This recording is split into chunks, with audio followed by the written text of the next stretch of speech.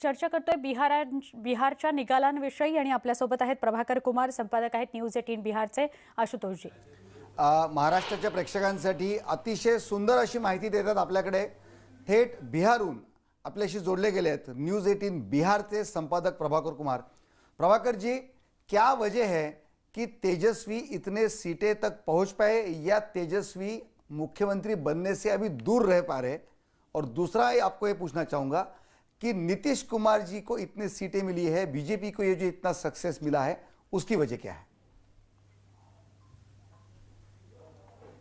देखिए, पहले मैं आपके तेजस्वी यादव के सवाल का जवाब दूं. तेजस्वी यादव बिहार के मुख्यमंत्री भले न बन पाए, लेकिन आपको उनको कुछ बातों के लिए क्रेडिट देना होगा. पहली बात कि ये चुनाव उन्होंने अकेले अपने दमखम पे लड़ा.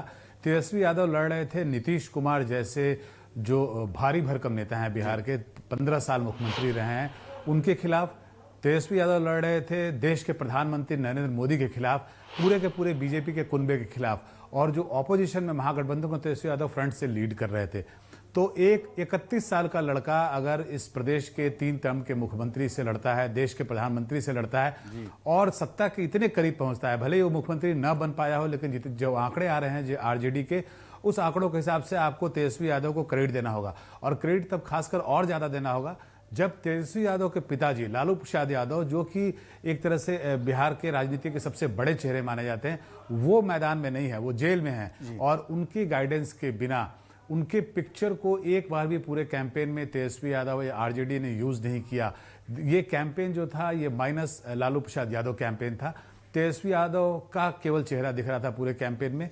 तो एक तरह से अकेले अपने कंधे पर उन्होंने इस पूरे कैंपेन को निकाला है. क्या युवाओं ने उनको ही चाहा ज्यादा? उनको वोट युवा के मिले हैं? जी जी जी जी मैं जी बिल्कुल मिले हैं, और उसी का मैं आपको जवाब दे रहा हूं. तो ये जब कैंपेन स्टार्ट हुआ था, जब ये पूरी कैंपेन बिहार इलेक्शन की स्टार्ट हुई थी, तो हमें लगा कि ये इलेक्शन जो है ये कोविड के इशू पर लड़ा जाएगा, ये इलेक्शन जो है ये माइग्रेशन के इशू पर लड़ा जाएगा, ये इलेक्शन जो है ये सुशांत सिंह राजपूत के इशू पर लड़ा जाएगा. लेकिन इन तीनों में से कोई भी ऐसे इशू नहीं थे जिसकी बिहार के चुनाव में चर्चा हुई. तो उस एजेंडे की चर्चा हुई जिस एजेंडे को तेजस्वी यादव ने सेट किया. तेजस्वी यादव ने जैसे ही बिहार का कैंपेन शुरू हुआ, उन्होंने एक मुद्दा उठाया बेरोजगारी का, उन्होंने मुद्दा उठाया पलायन का, माइग्रेशन का बिहार से, उन्होंने मुद्दा उठाया बिहार में लैक ऑफ एंटरप्रेन्योरशिप अपॉर्चुनिटीज का. तो इन मुद्दों को बिहार के यूथ ने सीधा लपक लिया. और आज जो आप परफॉर्मेंस देख रहे हैं राजद का या फिर महागठबंधन का, वो परफॉर्मेंस उस कारण से है कि बहुत बड़ी संख्या में यूथ उससे जुड़े, यूथ के एस्पिरेशंस को उन्होंने उठाया. और आप देखिए कि 10 लाख नौकरी की जो उन्होंने वादे किए हैं, वो भले वो सत्ता में आते वो वादा पूरा कर पाते कि नहीं कर पाते, लेकिन इलेक्शन का नैरेटिव सेट कर दिया उन्होंने. इलेक्शन का गोल पोस्ट चेंज कर दिया. जो गोल पोस्ट एनडीए ने बनाया था 15 साल बनाम 15 साल, उनका ये इलेक्शन कैंपेन था, इलेक्शन मोटो था, उस गोल पोस्ट को तेजस्वी ने चेंज कर दिया. उन्होंने इसको प्रभाकर जी, तो ये जब तेजस्वी इस तरह से नैरेटिव सेट करते थे, आपको थोड़ा सा रोकना चाहूंगा, जब इस तरह से तेजस्वी अपना नैरेटिव सेट करते थे, तो बीजेपी और उनके अपोजिशन की स्ट्रेटेजी क्या रही थी इस दौरान? देखिए, उन्होंने इसको इतने बखूबी किया और इस तरीके से किया कि एक तरीके से बोले तो बीजेपी या जेडीयू मजबूर हो गई उनके जाल में फंसने को. और जैसे ही उन्होंने इस मुद्दे को उठाया, उसके बाद बीजेपी और जेडीयू के सभी बड़े नेता इसका काउंटर करते नजर आए. तो अगर आप काउंटर करते नजर आए तो एक तरह से मैंने आपको अपने जाल में फांस लिया. अगर मैंने कोई मुद्दा उठाया और आप उसका अगर जवाब दे रहे हैं और आप जवाब देने को मजबूर हैं, अगर आप बीजेपी और जेडीयू के बड़े नेता हैं उसके बावजूद भी, तो एक तरह से आप हमारे पिच पे आके बैटिंग कर रहे हैं. हमने गोल पोस्ट ही चेंज कर दिया, हमने पिच ही चेंज कर दिया. तेजस्वी यादव ने यही किया इस पूरे इलेक्शन में, उन्होंने नैरेटिव ही चेंज कर दिया इलेक्शन का. तो एक 31 साल का लड़का अगर इस देश के प्रधानमंत्री, अगर इस प्रदेश के 3 टर्म के मुख्यमंत्री से अकेला लड़ता है, वो जीते ना जीते, लेकिन जो आंकड़े आए हैं उसके बाद आपको उसको क्रेडिट देना होगा. और दूसरा जो युवा चेहरा है जिसकी मैं चर्चा कर रहा हूं, वो है चिराग पासवान. चिराग पासवान एनडीए के पार्ट थे. रामविलास पासवान की कुछ दिन पहले मृत्यु हुई, हम सब जानते हैं. उसके बाद चिराग पासवान ने एनडीए का साथ छोड़ा बिहार में. ऐसे टेक्निकली वो अभी भी एनडीए में है, एनडीए का साथ छोड़ा. और उसके बाद जिस तरह से 160 सीटों पर उन्होंने अपने कैंडिडेट्स को उतारा. कल जब आप बैठ के इसकी एनालिसिस करेंगे, जो आंकड़े आए हैं इसकी एनालिसिस करेंगे, तो आप ये पाएंगे कि जो जेडीयू है, जो 40 सीटों पर 45 सीटों पर सिमट गई है, वो लगभग उसको 30 से 40 सीटों का नुकसान हुआ है सीधी तौर पे लोक जनशक्ति पार्टी के चलते, लोग जो चिराग पासवान जिस पार्टी के राष्ट्रीय अध्यक्ष हैं उसके चलते।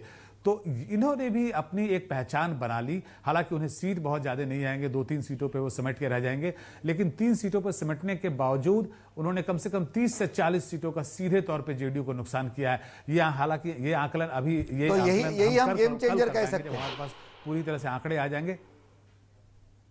जी बिल्कुल, ये गेम चेंजर है। अगर चिराग पासवान आज एनडीए के पार्ट होते बिहार में, आज अगर वो बीजेपी और जेडीयू के पार्ट होते, तो हमें ये 7 बजे शाम तक जो जैसे हम इंतजार कर रहे हैं वैसे इंतजार नहीं करना पड़ता। 5 बजे तक में रिजल्ट डिक्लेयर हो जाता, 4 बजे तक में रिजल्ट डिक्लेयर हो जाता और एनडीए बखूबी जो है वो 122 का आंकड़ा पार कर जाती। लेकिन ये चिराग पासवान ही फैक्टर है जिसके चलते 8 बजे रात तक हम लोग सारे टीवी स्क्रीन पर टकटकी लगाए हुए हैं और अभी तक अपने आंकड़ों का इंतजार कर रहे हैं, क्योंकि इसके बाद अगर चिराग पासवान साथ में होते तो रिजल्ट कुछ और होता। ये मामला जो है ये चिराग पासवान और नीतीश कुमार के ईगो की बात हो गई थी। लेकिन प्रभाकर जी, चिराग पासवान ने कभी खुल के ये कहा कि हम बीजेपी का अपोज, उन्होंने कभी खुल के किया था क्या? बिहार की जनता को ये पता नहीं था कि ये बीजेपी के किसी न किसी तरीके से समर्थन करते हैं? देखिए, बात साफ नहीं थी। देखिए, चिराग पासवान ने एक बड़ा ही स्ट्रेटेजिक स्टैंड लिया। चिराग पासवान ने कहा कि हम बीजेपी के साथ हैं, हम चाहते हैं कि इस चुनाव के बाद जब नतीजे आए तो बीजेपी और लोक जनशक्ति पार्टी साथ में मिलकर चुनाव सरकार बनाए। जी। उसी समय उन्होंने ये कहा कि हम किसी भी कीमत पर नीतीश कुमार को मुख्यमंत्री के तौर पे नहीं स्वीकार करते, उन्हें अगली मुख्यमंत्री का शपथ नहीं लेने देंगे, ये हमारा प्रण है। और उन्होंने इससे करके दिखाया। 160 सीटों पर उन्होंने अपने उम्मीदवार उतारे, जिसमें से 140 के आसपास जो सीटें थी वो जेडीयू के खिलाफ थी। और कल आप एनालिसिस करके इसको देखिएगा, उन्होंने बखूबी उन्होंने एक नैरेटिव भी सेट किया। उन्होंने एक कैंपेन में जो उन्होंने शुरू में कैंपेन किया था उसमें उन्होंने नरेंद्र मोदी का चेहरा इस्तेमाल करना शुरू किया। तो लोगों में एक भ्रम फैल गया, लोगों में ये लगा कि ये तो बीजेपी के साथ हैं। और उसके बाद ऐसी स्थिति आ गई कि बीजेपी के सभी बड़े नेताओं को सामने आके सफाई देनी पड़ी कि ये हमारे साथ नहीं है। जहां तक बिहार चुनाव की बात है, हम इनके खिलाफ लड़ रहे हैं, ये हमारे खिलाफ लड़ रहे हैं। और बीजेपी की भले वो तारीफ करते रहे, प्रधानमंत्री की भले वो तारीफ करते रहे, लेकिन कोलेटरल डैमेज जो है वो बीजेपी को भी हुआ है। नहीं तो जैसा मैं आपको बता रहा हूं कि अगर चिराग पासवान एनडीए के पार्ट होते, लोक जनशक्ति पार्टी पार्ट होती, तो ये आंकड़े जो अभी आप देख रहे हैं 126 और 128 पे जा रहा है, ये आंकड़ा जो है 170-80 पे चला गया होता। बिल्कुल प्रभाकर जी, फिर से एक छोटा सा कमर्शियल ब्रेक, फिर से मिलेंगे कुछ ही देर में।